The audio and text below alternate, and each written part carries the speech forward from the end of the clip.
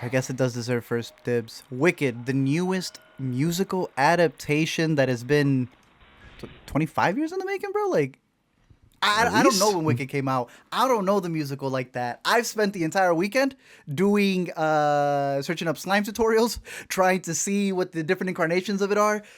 What I can say right now as we start talking about the movie is I get why people are big fans of it. I think the music is excellent. As someone who has heard the music, obviously, in the background, but never really tuned into the story and how it all plays out, the characters, the way that they flip The Wizard of Oz is honestly kind of insane. It's Mhm. ridiculous. I feel like if they try to do that now, people would be outraged. Yeah, And and this is it's the monumental kind to of people. it's the kind of thing where once you see it, it kind of is the blueprint for so many of these like legacy sequels that we get For in other sure. franchises, or like your movies that ask you to reevaluate some character from a previous film. We're about to get like the Lion King Mufasa story from Barry Jenkins, and films like that probably wouldn't exist if Wicked wasn't here as a predecessor that was incredibly successful. That's actually going to be a really good connecting point. If you get this in November, that's rewriting that or reimagining it. And then you get the Mufasa story, which, as we've talked about from the trailer, is going to kind of put Mufasa in a different light. The more I think about even titling that one Mufasa, I think it's going to be interesting once people see what they think of Mufasa.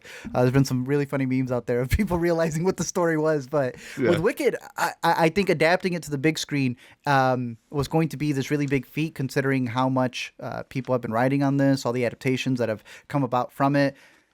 But then there was the announcement of it being split into part one and part two. And we are in the era where we get a lot of part ones, part two. Mission Impossible is coming out with their final reckoning. We're still waiting for the next Spider-Verse. How did you feel about this one being split compared to when you first heard about it to then how it actually wraps it up in the 2 hours and 40 minutes?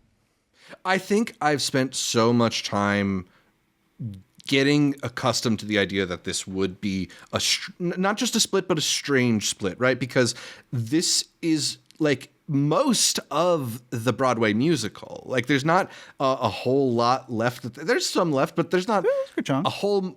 There's a good chunk, but like the Broadway musical is a little less than 3 hours long, and so is this movie. Oh, Like there's yeah, that for sure there's is an issue. and there's no original songs, which I'm a little surprised by. They're trying to position this as like a potential Oscar contender, and that's like a category that they're just leaving by the Fascinating. wayside as long as they're padding things into this movie. That's also a flex, if I could say, because as someone who didn't know all the songs, I was listening to some and I'm like, oh, is this a fresh new one? And to find out that it's not, props to that.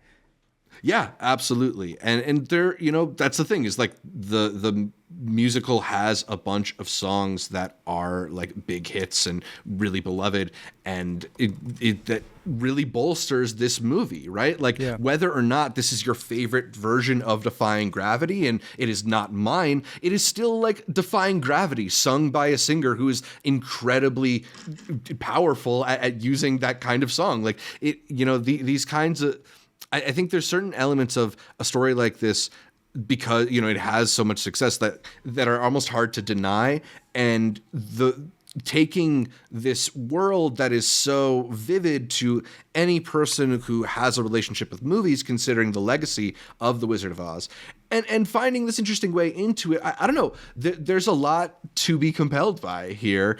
In terms of dividing it into that part one and part two, I think we have a lot more of an understanding of like the direction they want to go with part two. There's these rumors out there about casting, and there's obviously the inclusion of the four from The Wizard of Oz in the very opening moments of Wicked. Like, I think they're trying to tie it in even more to The Wizard of Oz than the musical on stage dares to.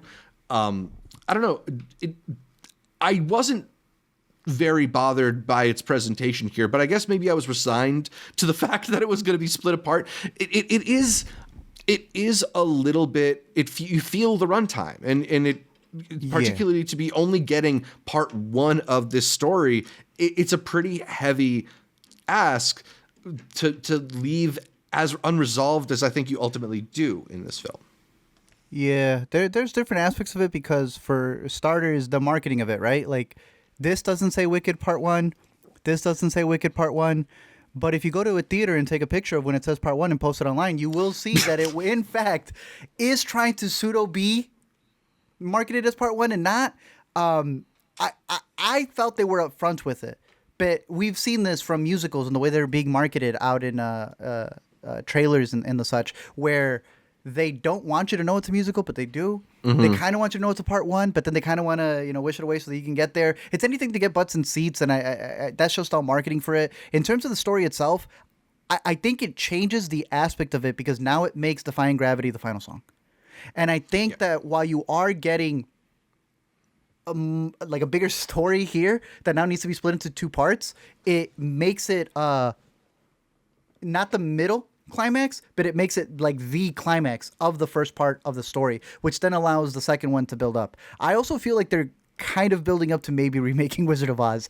There's like I think so too. Right? Because we've been getting this for a lot of other franchises when it comes to Planet of the Apes, and they're getting closer to the original, and people are wondering, are they going to remake it? Are they going to want to do something with it? I almost feel like they've invested so much, and the way that the actresses have tatted themselves with everything, they're like fully committed. They are acting like this is more than a 2-part project. Now, mind you, I knew they grew up with it. I've been seeing the pictures of Ariana Grande with the original cast. So she was always out there waiting for the playbills and everything before she was even on Nick. Cynthia Erivo, one away from completing the EGOT, being one of the youngest winners to ever do it. She's been talented in all the movies she's been in, from the Bad Times at the El Royale, where I was like, oh, yo, she could really sing. I've never seen her on stage like that, but that's when I knew. I was like, yo, we got some talents here. I think they both deliver on the on-screen performances. I don't know who could have been better to handle it. But the original cast, with all due respect, bro, that is the epitome of what this story is. So to me, getting into Wicked through this movie and figuring out like what that play was, I get why people are obsessed with it. I guess it could work vice versa as well, because Ariana, Cynthia Erivo, they do a good job with what they have here in this movie. Totally. And Ariana particularly, like, I think she's really delightful, but she's very much kind of like doing the Kristen Chenoweth thing in a lot of this. Well, would that be the character? Because I see her trying to do her, I guess if you want to call it the ditziness of it. She does that hair thing. Overkill. Did get me every time. I got to give it to her. She's been doing it on the red carpet. I was like, oh, you just got something in this. You had described it when you first saw it as well, that there's this just like dead look that she gives at certain points. I love and I'm that. like, yeah, you have to be so zoned in. It's this London Tipton like airhead thing that she's got going on. and she demolishes that.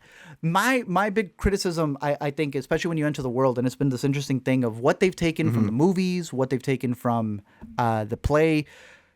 The colors when you're in the school, I feel, are so muted. And we had discussed how many times when you're dealing with these movies, especially like big franchise movies, people will tell you, no, you just didn't see it right, or you got to see it in a theater. Yeah, all of that is irrelevant the moment the director came out and said, nah, I did, I that's me. That's me. I did that. It's on purpose. And he wanted it to be more real. And I'm with everybody going like, bro, there's flying monkeys and a green lady. I wanted to see that Technicolor. I wanted to see that stuff pop. Because now we're going to get so many people doing their edits where they think they're color graders.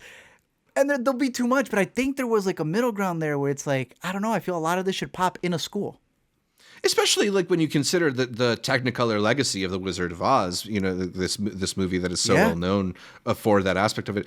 I don't know. It would be nice for these colors to pop a little bit more. And I think I didn't mind it so much in the school when you were at least on these like pretty vivid sets that were the sets well were so designed. cool. That's why you were right on that. That's the thing.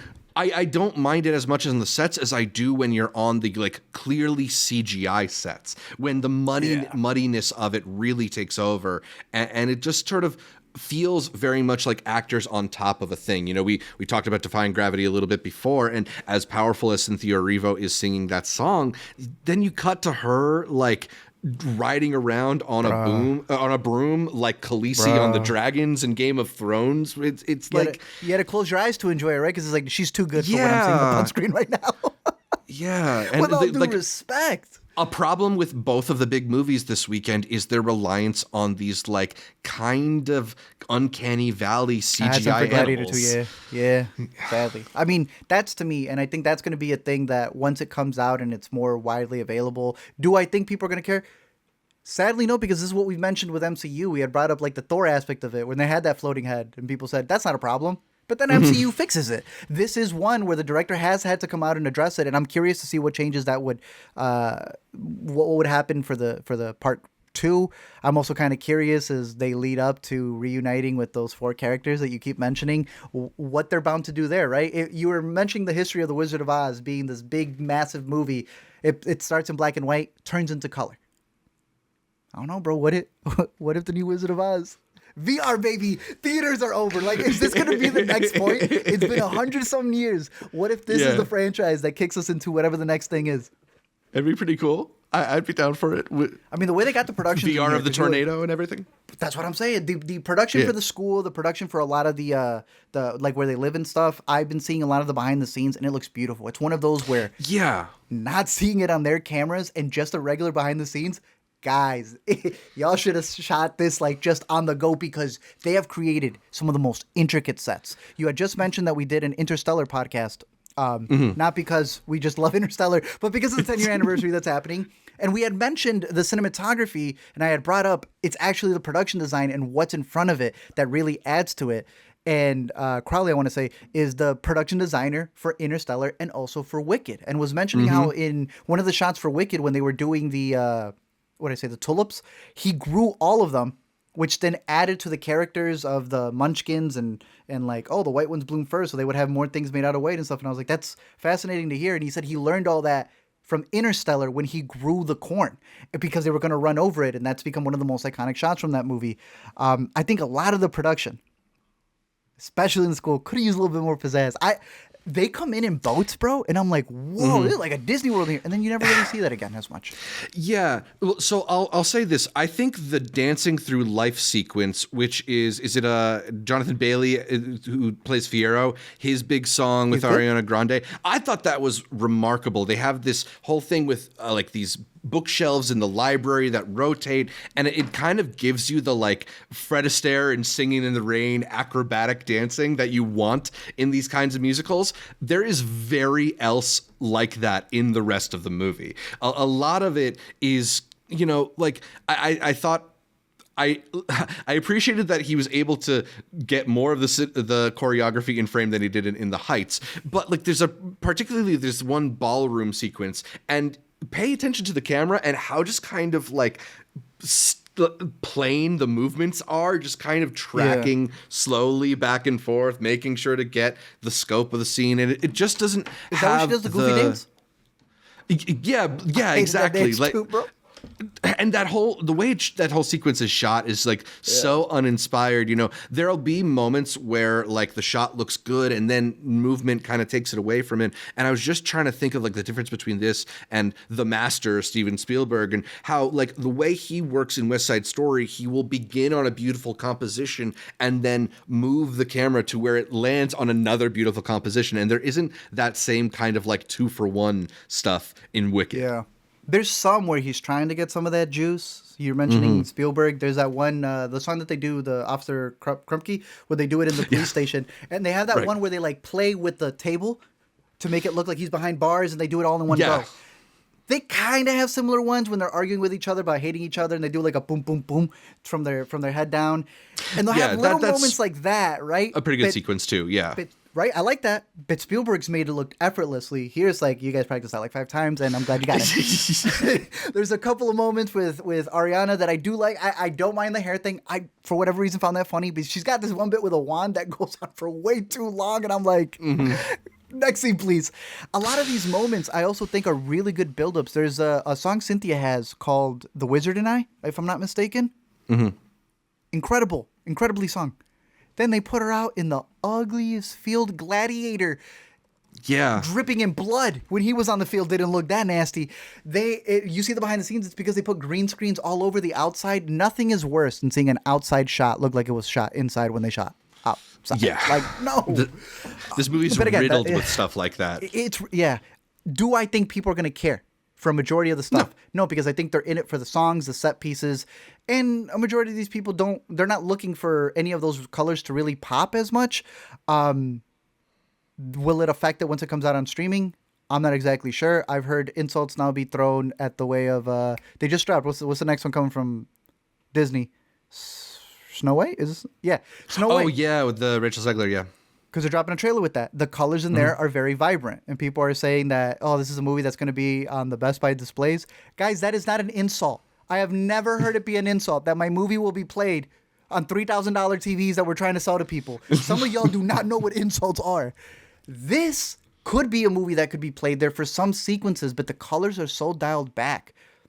I think he's improved a little bit, but not as much in the choreography either. I think you're really just relying on this story that is really good, actually. Characters that are beloved and the music that's already been there. There wasn't really much elbow grease to do in the adaptation, I want to say. It's just getting it right, trying to make sure that it fits the pieces. And I think even if you haven't seen the whole story, there are aspects of this. When you get to learn about Afelba, where you get some flashbacks with her mom, and I'm looking at this and seeing the character they don't want to show going, I know who that is already. There are things that I think are very easy to connect that maybe should have been wrapped up or hinted a little bit more in the first go around. But I did feel it was too long, but that's from someone who doesn't really know the play as much. I think you feel it. It's also 2 hours and 40 minutes. But I can also say, as someone who can put that to the side, I'm glad y'all got it in 2 hours and 40 minutes, because I cannot think of what a fan would have cut out. I think it's got all of those aspects already there, and it's going to build to something that, like a Deathly Hallows, where you've got all this buildup. What could the part 2 possibly come in on Full Throttle in? And I'm curious to see how they play it off. Yeah, definitely. I mean, I do that length is kind of a frustrating thing when you also once you sort of get towards the back half of it, and you can feel that the story's only gonna leave you at a halfway point, right? Like you feel them not wrapping things up in a way that maybe does leave it a little unresolved. That's it. I mostly enjoyed myself with it. I think the performances, the songs, the occasions where it looks good were enough that I thought it was pretty well done. I'm curious. I don't know. I'm still curious for part 2. You're a lot more surprised than you expected it to be. Yeah, I don't know. I'm coming out a little more positive than I expected, especially because I do have nitpicks with it. I don't know if you had any standouts from the cast. I did kind of enjoy Ethan Slater in this, although it's very funny watching him and his characters play himself. Love for Ariana Grande, it's palpable. Yeah. I don't think Michelle Yeoh is particularly well cast for this kind of a role. I did not think Michelle Yeoh was cast. It very much felt like she was reciting the lines that they gave her to do. Especially because they changed some stuff for her in where this is a more... this is a character who really takes advantage of situations. I'll put it that way, because I believe that there is a change that she does when they first all meet each other, and she takes credit for something. And I was like, that's interesting. I don't see that coming from your character. What did you feel about the wizard, though? Because that would also be a person who's going to play a big part in the upcoming one. I mean, Jeff Goldblum has a radiance to him that I think it makes him a fitting choice for a character like that. And I thought he held his own in the songs, but he certainly isn't a singer. He's definitely not a singer. I think you could tell when it's his voice in certain places. But just the idea of this very charismatic figure who really doesn't have that much to offer being played by Jeff Goldblum. There's just something funny about that, because he just comes in, he does what he needs to do, and I think he fit that perfectly for what it was. You had mentioned Jonathan Bailey earlier. That man was funny, bro. I don't know this guy. Me either. Before Alina this, tells me he's in Bridgerton. I said, who did he play? Said his name was Bridgerton. I thought it was a place. No, this News man to me. appears first scene when he runs into Elphaba. He's got this one bit about is this all you do all day? Are you a slob? Da, da, da, da, da, da, da. And he goes, no, sometimes I sleep. There's a little reaction. I don't know if that scene's out. He does this little reaction afterwards where he's trying to see if that worked on her. Sold me, bro. And then Very you charming remember that guy. song that you mentioned inside the bookcase Dancing Through Life scene? Yeah. Yeah, one of the most innovative ones. Even with the muted colors, he had this one part where he like throws a book, and the way that it falls starts becoming the tempo of the for the movie. And I'm like, this is what I'm talking about. I had Yeah, listened all to that the book choreography. yeah, I listened to the composers say that when you hear the soundtrack, it's completely different to what's in the movie because they recorded it in studio. Everyone had the tempo, but then when they were on set because they were going to sing it live, if you play them like at the same time when you see some of the ones that have been released to the song, they'll be delayed a bit because you can see where they went a different way. And he specifically mentioned that book scene. He goes, however the book falls for whatever scene it is, that is that tempo, that is that beat drop. And I'm like, it's the best way to make an adaptation of a Broadway play. You're almost capturing it in real time. Right. And they said they did a lot of scenes like that where they would do long takes even though it was going to be edited because it gives you the immersion of being fully in it. So there's a lot I like about it. You know, I wish the colors popped out a bit more because so much money is put into this and like you see a lot of it in the production on screen. The way that they're able to sing beautifully with the music when they're talking to when it starts being an actual song that they're singing live. I'm more positive than I expected it to be, but I'm still mixed compared to all the love that it's been getting. And I mean, pulling back up over here the IMDb for it, this I was telling Zach, I was like, Zach, I don't know if that many people were registered for it to be at a 4.2. But even then, if you remove the 5 stars, there's still a lot of people giving it 4 stars. People who really love this movie. And hey, from what I've seen, people who are coming in dressed up to it, it looks like it's going to be a hit. I think it's got legs for the season. And mentioning part 2, maybe already being filmed. I think they've got that one ready to go in the books. Yeah. We got a question from Bisaya here in the live stream. Do you think the film is a step down from In the Heights? I still prefer In the Heights. I have a lot of love for like the source material of In the Heights particularly. So I don't know if I'm like completely unbiased in my assessment. I think this is maybe a more successful adaptation than In the Heights to me personally. But I don't know. I might be a little more inclined to watch In the Heights. Yeah, see that, and that's the thing too, right? It may be a little sloppier if you want to say it that way, even in its story. But I see both of these as just adaptations to the musicals that I've never had the chance to see. But in like finding versions of those things, like you really see what the goal was. I think a big part is also that this is trying to mix in stuff from the book. I guess it's a book before it became a musical. And now a movie. So there's a lot of stuff in the book that they're trying to expand on. And I think that's why part 2 may have a lot more. Good point. If I had to watch one, In the Heights.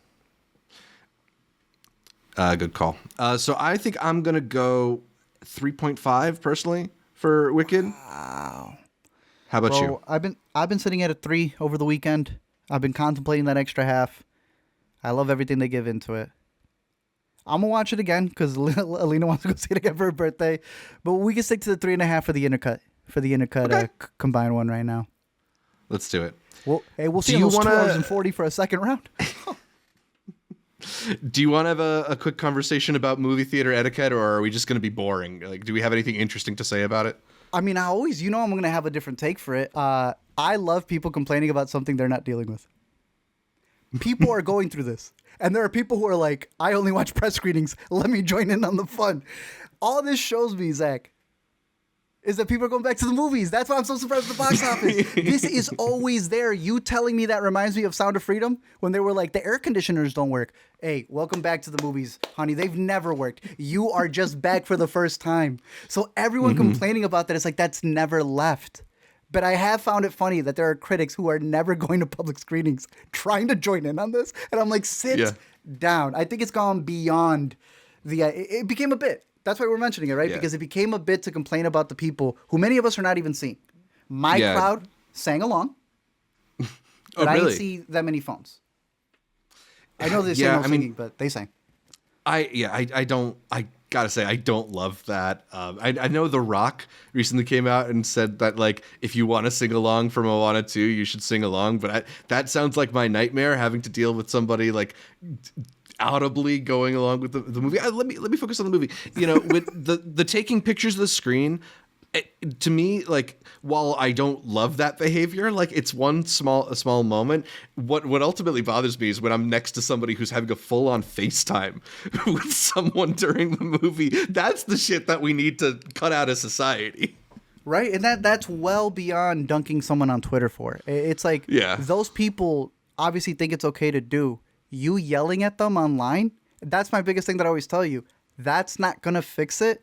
It's just going to make them think that you're trying to strip their rights away of their phone. Like, people just don't know how to talk to other people. And I feel like we're doing it in two ways. That is not a thing you should do. They have PSAs before. Like, it's an obvious thing for movie theater etiquette. But I think we're teaching people the wrong way to do it. They think they're being a part of a promotion. Okay? They saw people taking pictures of Megalopolis. They don't know the difference. They think it's a part of a trend. Like you, right? No one wants to say that it's a little bit. Many of you are not even going through it, but it's got to be a thing you complain about, because then it makes you whatever else. You have to stand on your Twitter soapbox and fight for the dignity of the movie theater. Pay for a ticket. If you're complaining about this, I know you probably are trying to get into the movie industry in some way, probably not for movies. If you ain't paying for a movie ticket, that's probably the best way to probably get it. Yeah. You know there are some peers who don't know what A-list is? That's stunning to me. Like, that's insane. Yeah. Do you know the Venice Film Festival, they were using laser pointers and shining them at people who were on their phones during the movie? They're not paying the teenagers AMC nearly enough to do that, but maybe they could get it in Alamo Drafthouse or something. Yeah. When we TIFF did that just to make sure no one was recording and stuff. The flashlight, the flashlight stuff, yeah. You're just not paying enough for people. But again, you're talking about, Zach, making better people, and that might be a little bit more, you know. Yeah, I mean, if we're talking about like people should be better, my list of complaints, there's a lot more before we get to movie theater etiquette. We're focused on people getting back into the theaters, and sadly, that's going to be some people on phones also. Although, what movie theater etiquette says about society, like we could learn a lot, right? Like that's a should I do an essay on that? Do a video, do a deep dive. Yeah. Why not? People will connect to it easily. For the sing-alongs, though, I don't think it's that bad when it's a musical that most people know, because it should be getting drowned out with the people. What I would say to that is that, like, they do sing-along specific screenings. Like, that's a thing. Yes. I'm like a little... So when we see movies that are funny, and then they won't shut up laughing, so we miss the next line, I feel weird going like, no laughing, please. Like, that's really weird. They're supposed to do that. So it's kind of like you're watching a musical. I feel like a czar telling you, no singing, please. Like, no, you're going to sing, you're going to laugh. You can't squeeze human interaction. Don't you hate it, though, when you go to a concert and the person next to you is just scream shouting? Yes, but then you ask them who sings that, and when they tell you, you tell them keep it that way. That's what you got to do, bro. But we're also kind of just suppressing people. Again, the person who took the part one thing, they were trying to do like a bit, but I think they were also happy to like be there. And I think many people make mistakes in the midst of them trying to showcase a love for something that they have. So we are not condoning any of the movie theater etiquette that's out there. If you have not gone through it, I feel like some of you guys are complaining about it. Like, you nominated yourself for an ice bucket challenge yourself. This is a thing that's been happening for a while, and every time it gets brought up, it makes me laugh, because it's like, Zach, people did not automatically get more phones. It's just people are finally going back to the movie theaters, and that's how you find out, when they start complaining about the things at the places they haven't been to in a while. Y'all should be complaining about those recliners. Some of those recliners are broken, bro, and they should not be. More than once I've gone, and my recliner just wasn't plugged in. Bro, like, who's charging their phones? That's it. That must be it. It must be it. Someone's going behind. FaceTime keeps eating their phone battery. Oh my gosh, bro. Now we figured it out. This is ridiculous. If you agree with me, if you text in theater, you should get sniped. There you go. That is a weekend must watch. Tip of the week. Wicked in theaters. You're recommending it? Definitely. Yeah, as long as you're a fan of movie musicals, I think this is one of the better ones we've had in a couple of years. Not that I think it's great. It's not West Side Story, but like, I don't know, and it's pretty good. It's better than I thought. Good songs. I'm still a little mixed on it. I think the runtime's going to be big. I think they could boost the colors a bit. But the more that I'm getting into the Wicked world and just listening to the songs, I mean, I've been humming it the entire time we've been recording tonight. I think it's giving the fans what they want. You don't believe in I think it was Ehrlich who went on a whole tirade of like, this is the death of cinemas or whatever. You're not feeling that one? You're not feeling the Red One rage? He applied it to this one. I kind of see it, but I also think like, I don't know, I've seen you give a pass to some other ones, so I don't see why this would be the issue. Honestly, after everything, I can't go lower than a 3. I've always told you that. Like, even when I don't like a movie, I gotta give respect to this person, this singing. Like, yeah. Yeah, I mean, like, I don't know, at a certain point, like, I think there's just enough talent there to at least appreciate. Maybe there's some things that, Exactly. yeah, maybe there's some things that I don't like about it that are also like endemic to the industry right now. But this is certainly not the worst culprit of those problems. Yeah. Wicked Part 1 out in theaters. I do agree. Oh, right here in the chat. Big shout out to the chat as well. Everyone there. I see Magnitude Reviews was telling us hi as well. People should be complaining about dirty screens. Amen. Amen. That's the one. All right, so one thing I learned about dirty screens that I hadn't realized is that a lot of the cleanup crews are just sort of like leaf blowing popcorn out of the carpets at the end of the night, and the popcorn particles hit the screen. So also clean up after yourself at the movie theater if you don't like dirty screens. That's never going to happen, obviously, because you're asking people to be better people.